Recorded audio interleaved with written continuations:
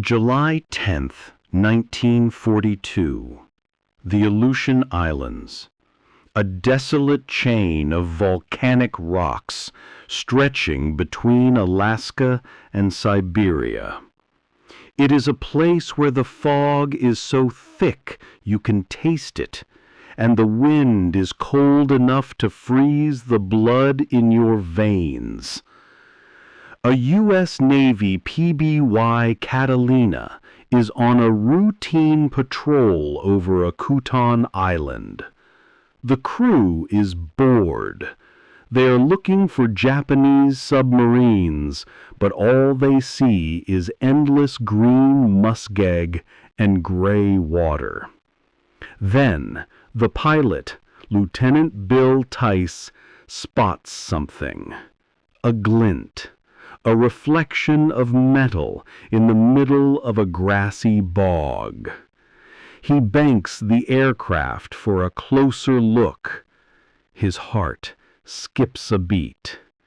Lying there, upside down, is an aircraft. It's not American. It has the rising sun painted blood red on its wings. Lieutenant Tice doesn't know it yet, but he has just found the holy grail of the Pacific War. He has found the Akutan Zero. For 6 months, this machine has been a ghost, a monster that has slaughtered Allied pilots from Pearl Harbor to the Coral Sea. American intelligence didn't know its range. They didn't know its speed. They didn't know its armor. They only knew one thing. If you see a zero on your tail, you are already dead. But today, the monster is dead, and it is waiting to be dissected.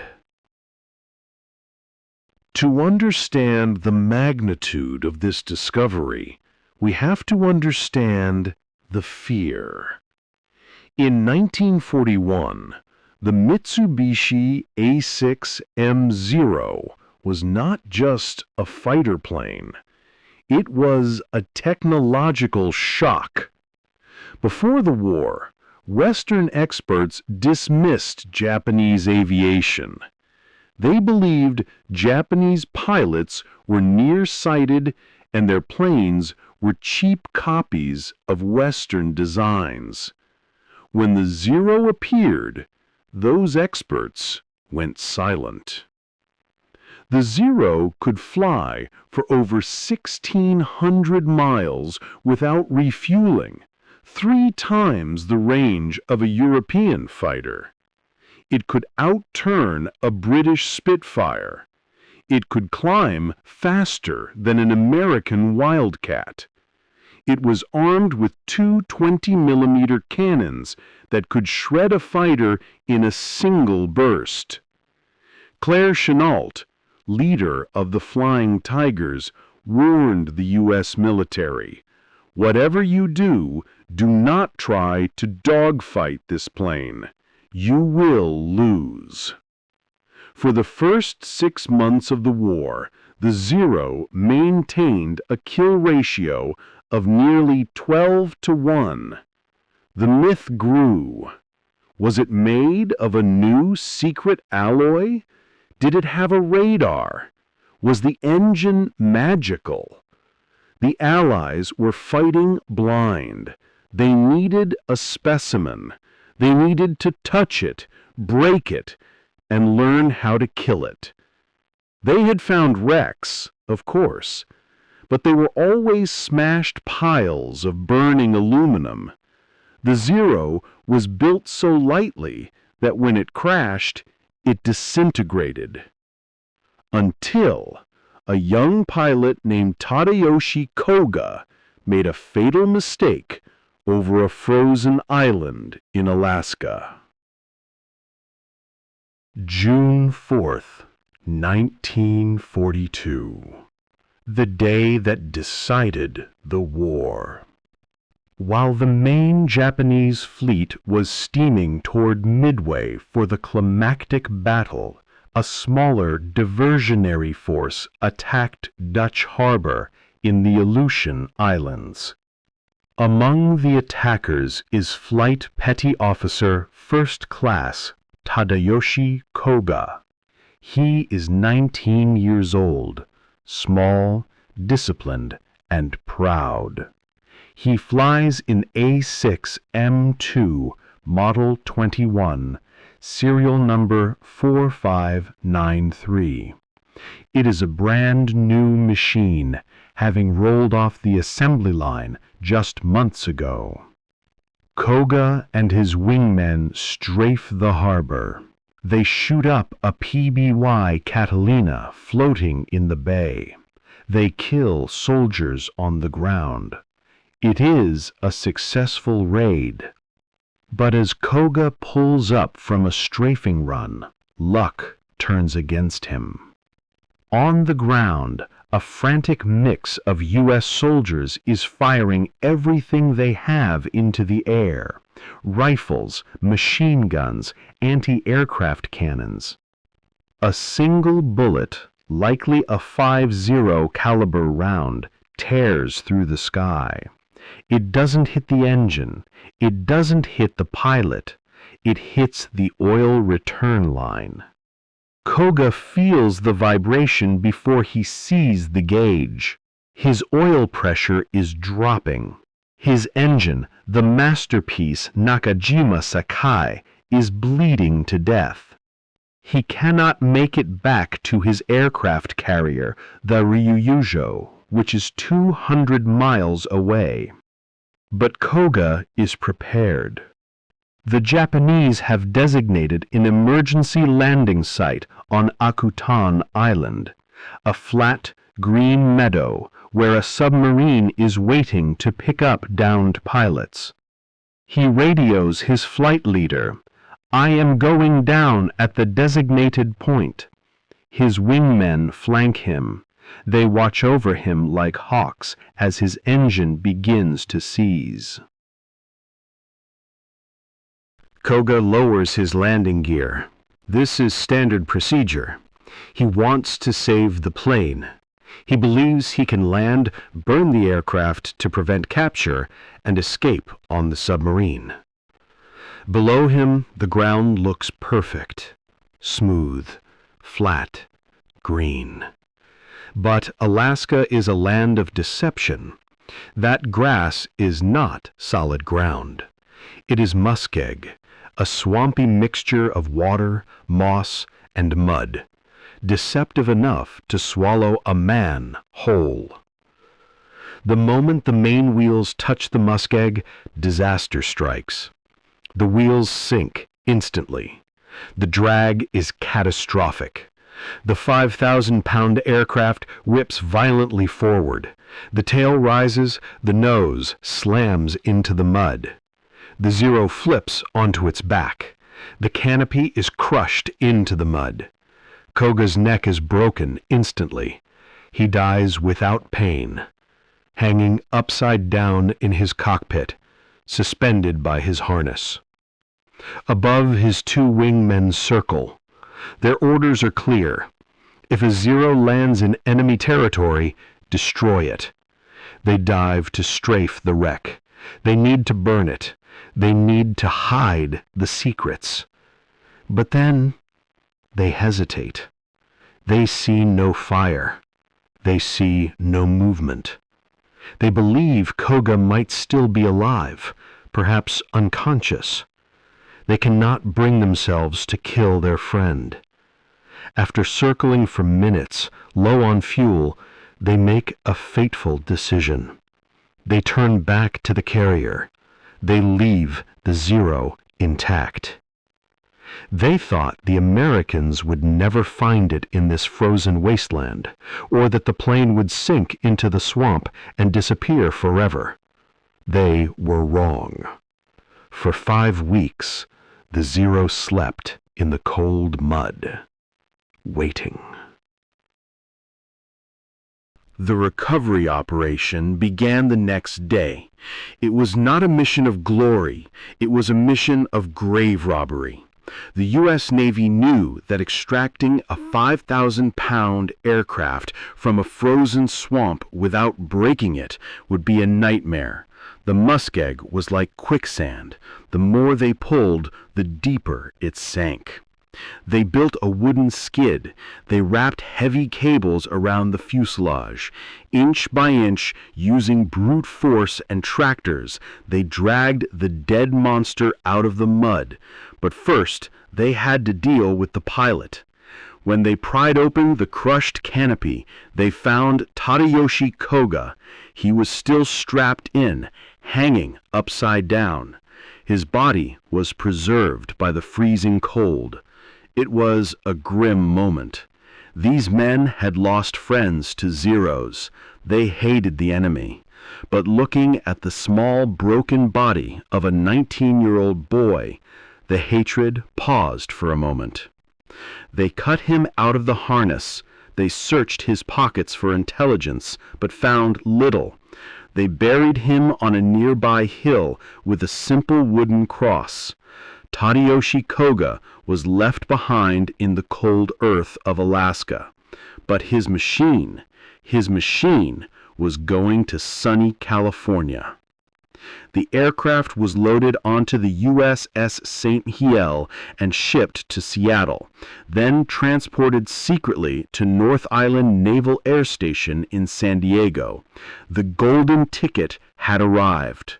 Security was tighter than the Manhattan Project. The hangar was locked. Guards were posted. Inside, the best engineers in America were waiting with their wrenches.